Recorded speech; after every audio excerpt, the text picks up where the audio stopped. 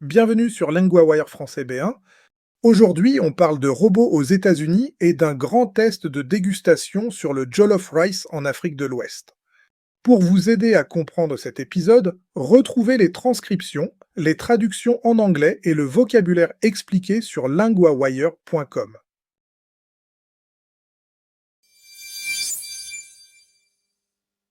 D'abord, un virage important dans le secteur des robots.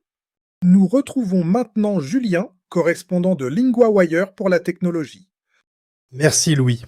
Oui, l'entreprise RoboStore change de stratégie après le durcissement américain contre certains robots fabriqués à l'étranger. Elle ne veut donc plus seulement distribuer des robots venus de Chine. Que fait-elle exactement maintenant? Elle prévoit de produire ses propres robots dans une usine à Long Island, dans l'État de New York. C'est un vrai changement pour cette société. Elle était surtout connue comme grand distributeur nord-américain des robots de Unitree Robotics. Donc on passe de la revente à la fabrication. Et ce n'est pas un petit projet, j'imagine. Non, pas du tout. L'entreprise parle d'un site de 66 000 pieds carrés. Elle dit vouloir ouvrir cette usine pour le premier trimestre de l'année fiscale 2027. Un calendrier assez clair donc, mais qu'est-ce qui a poussé ce virage si vite? Le contexte réglementaire, le gouvernement américain a renforcé ses restrictions sur les robots étrangers. Cela a accéléré les plans de RoboStore. L'entreprise réfléchissait déjà à sa propre production depuis environ 1 an, mais la pression est devenue plus forte. Ce genre de décision montre aussi quelque chose sur le marché, non? Pas seulement sur une seule entreprise. Oui, ça montre que les robots humanoïdes ne sont plus seulement des objets de démonstration. Ils deviennent un vrai produit industriel. Il y a aussi des questions de chaîne d'approvisionnement, de sécurité et de contrôle national. Et RoboStore n'était pas un petit acteur. On parle de quelle échelle? Son fondateur Teddy Haggerty dit que l'entreprise a vendu plus de 1500 robots. Elle a aussi travaillé avec des clients comme Cisco, OpenAI, Nvidia et plus de 150 universités. Ça fait beaucoup d'utilisateurs différents. J'ai aussi vu que des universités comme Harvard et le MIT achetaient ces robots pour la recherche. Oui, et c'est important.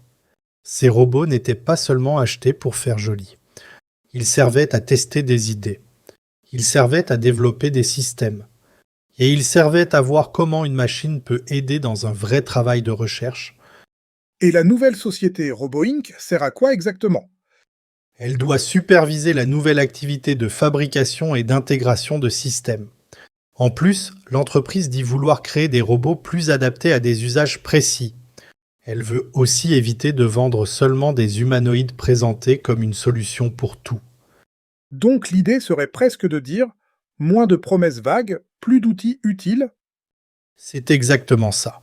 Haggerty dit même que, pour beaucoup d'entreprises, un bras robotique peut être mieux adapté qu'un humanoïde.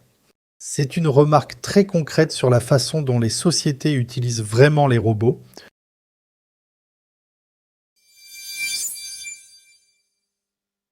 Passons maintenant à un plat célèbre d'Afrique de l'Ouest et à une grande dégustation près de Washington. Nous retrouvons maintenant Inès, correspondante de LinguaWire pour la culture. Merci Louis. Oui, à Washington, des centaines de personnes ont goûté différents jollof rice lors d'un test à l'aveugle. Le jollof rice, c'est déjà une histoire en soi. Mais qu'est-ce qui s'est passé exactement ce jour-là? Samedi, environ 2000 personnes ont fait la queue près de Union Market.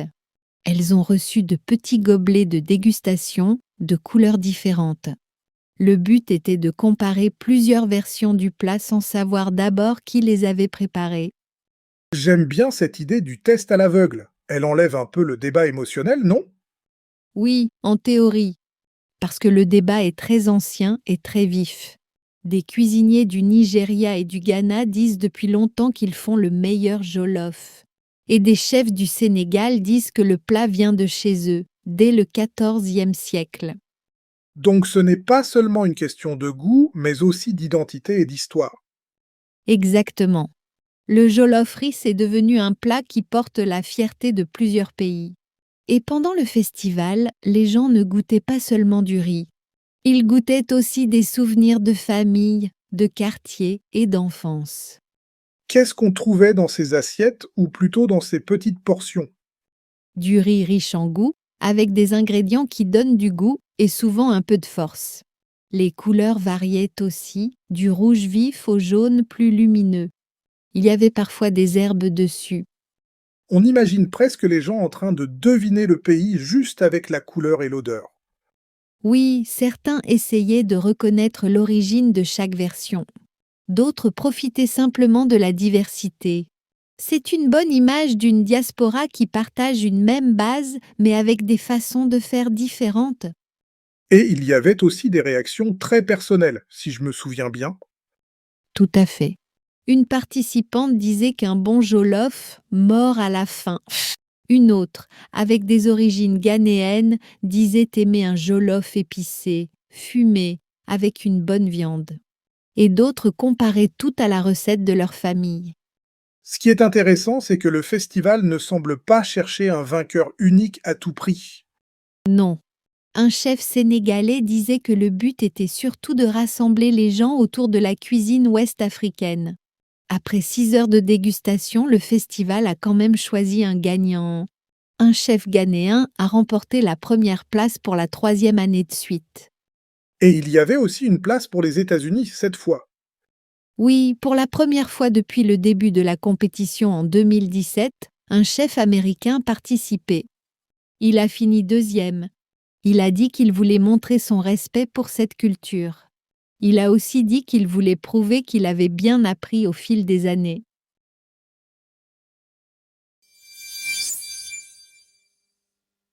Pour le vocabulaire, on reste sur la cuisine du deuxième reportage. Le mot le plus utile ici, c'est la dégustation. Cela veut dire le fait de goûter plusieurs aliments pour les comparer. Dans le reportage, il y a eu une dégustation à l'aveugle avec beaucoup de monde. Exemple. La dégustation des soupes a duré toute la soirée. Deuxième mot, faire la queue. Cela veut dire attendre les uns derrière les autres. Dans le reportage, 2000 personnes ont fait la queue près de Union Market. Exemple. Il a fallu faire la queue pendant 20 minutes. Troisième mot, la recette. Cela veut dire la liste des ingrédients et la manière de préparer un plat. Dans le reportage, beaucoup de personnes comparaient le jollof à la recette de leur famille. Exemple. Ma grand-mère m'a donné sa recette de soupe. Pour la grammaire, on regarde il y a, on l'utilise pour dire qu'une chose existe ou se trouve à un endroit. Exemple. Il y a 2000 personnes près de Union Market. Exemple. Il y a des herbes dans ce plat. Répétez, il y a.